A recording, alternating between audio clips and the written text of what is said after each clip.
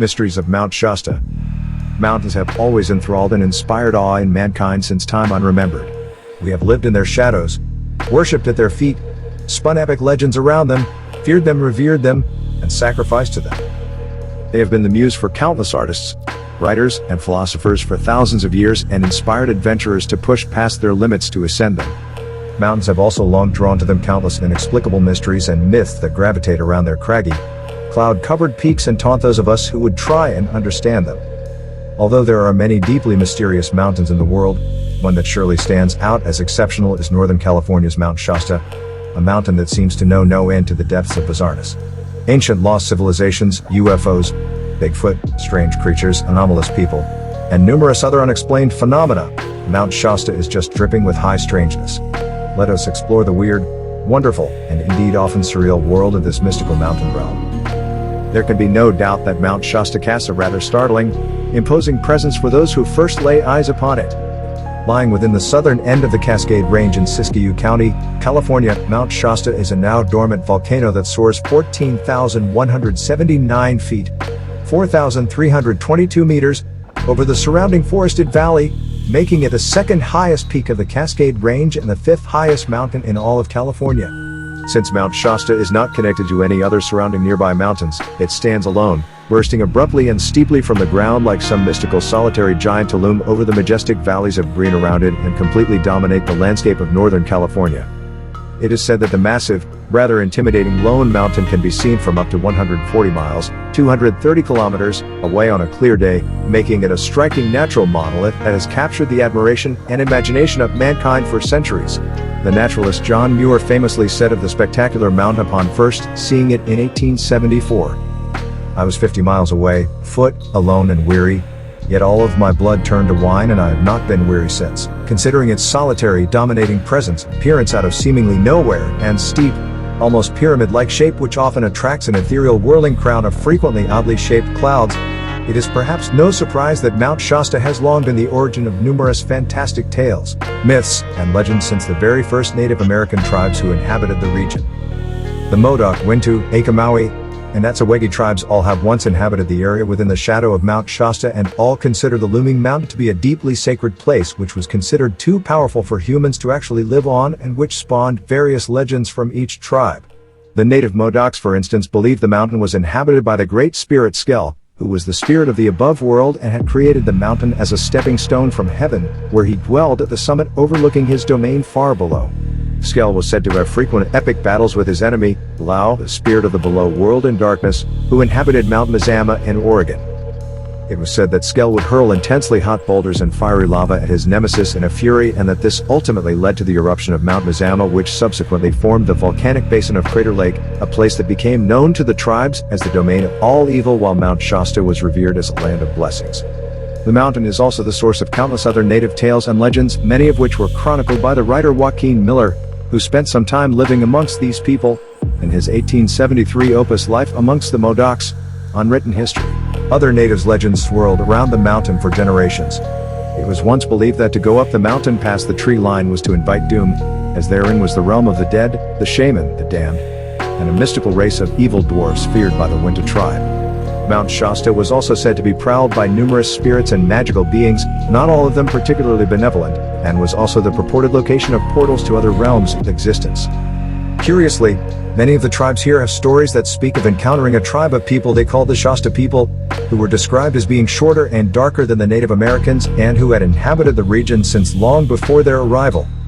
The legends say that these Shasta people were ruled by a great king who had brought a small group of his people from a mysterious land that existed far out over the Western Ocean, and that they had chosen this locale because the mountain's snowy peak reminded them of their home. When the Native American tribes came, it is said that the Shasta people were eventually driven out and went off to try and seek out their original homeland, which they lamented had been submerged by the sea. This is one theory as to where the name Mount Shasta came from, although there are others, and the mountain has been known by many names over its history of human habitation, including Yet by the Akamawi and Otsujwi, Bihampuyuk by the Wintu, and Melechu by the Modoc. By the time the gold rush came around, it was known by various names such as Shasti, Shaste, Sasti, Saist, Sasti, Shaste, Shasti, Shadisla, Sastais, Hastis, and Sistais,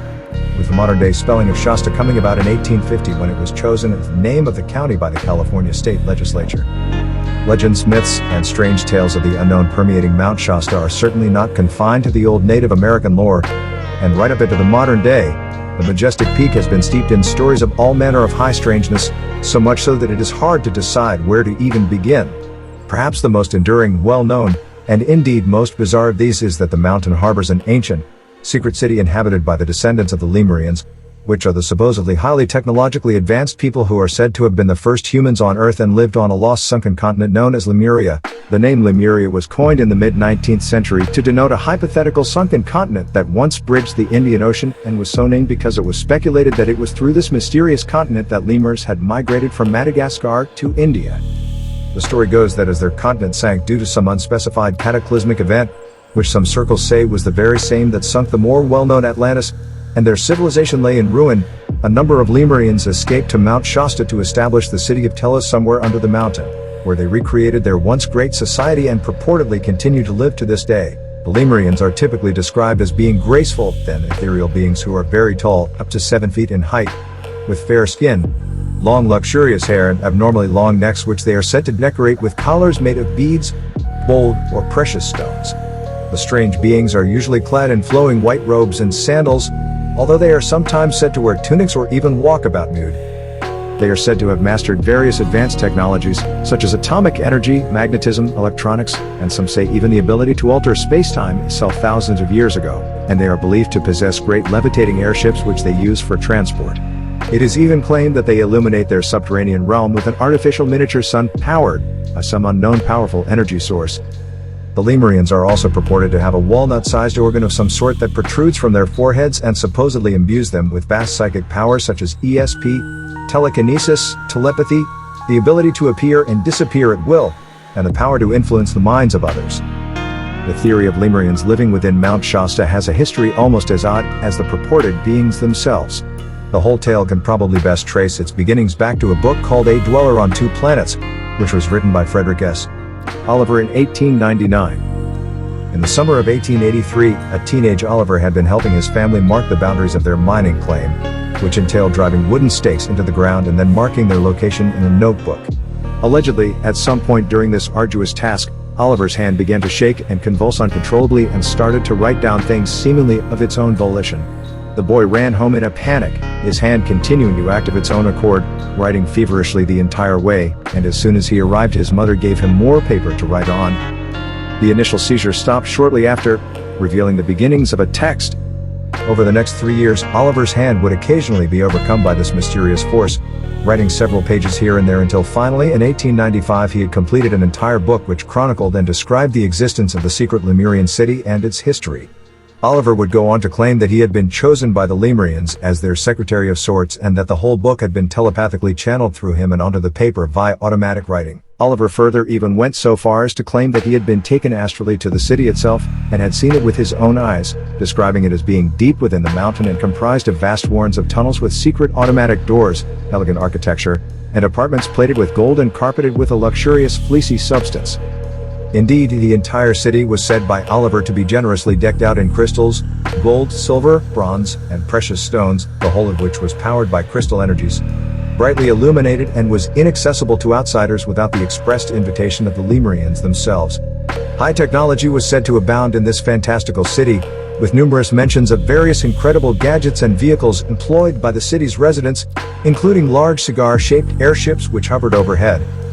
The book was quite groundbreaking and ahead of its time when it was released, making detailed mention of such high-concept notions as quantum mechanics, anti-gravity, mass transit, and zero-point energy, which he called dark-side energy, all of which were extremely unique concepts at the time. Although Oliver died in 1899 at the age of 33, his bizarre book was finally published in 1905 by his mother, Mary Elizabeth Manley Oliver.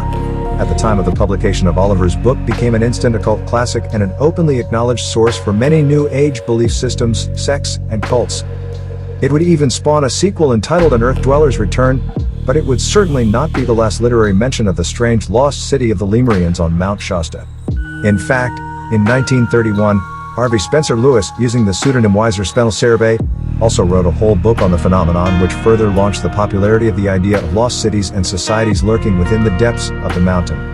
From here the accounts of this strange race of powerful beings and their highly sophisticated city of Telos really took off. Many more accounts concerning the purported Lemurian civilization of Mount Shasta would surface over the years.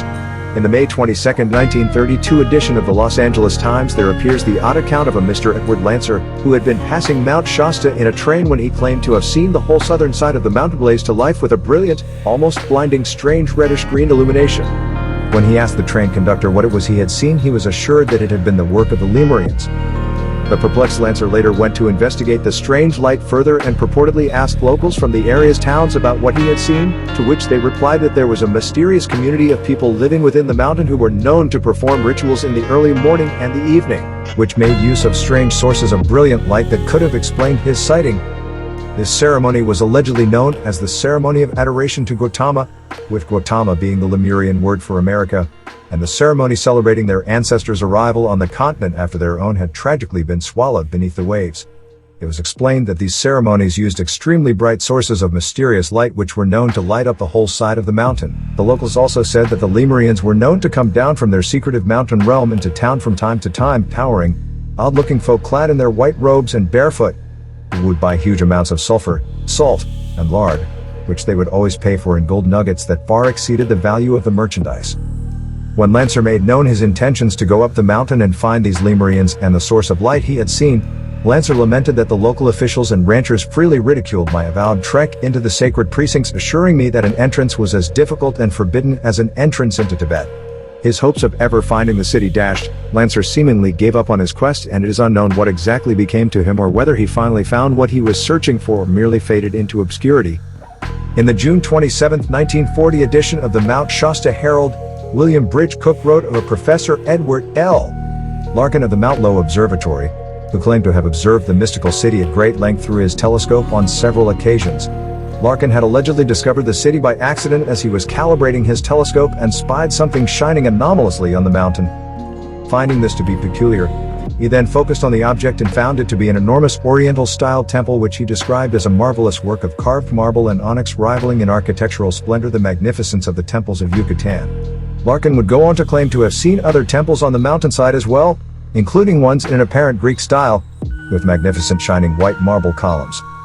In addition to mentioning the opulent architecture, Larkin also claimed that the vicinity of the temples would often be beset by mysterious bright lights in the evening hours, and claimed that the temples and lights were from the descendants of the Lemurian people. He said of these lights, their display of light far excels our modern electrical achievements, and I am, for one, consumed with curiosity to know how these people can produce amazing light effects. In an odd twist, Larkin then apparently became sidetracked by other work and was never able to locate the temples he had seen again. Cook for his part then proceeds to spend most of the rest of the article trying to actively debunk the claim through the standpoint that it would have been physically impossible for Larkin to have seen what he claimed from his particular vantage point.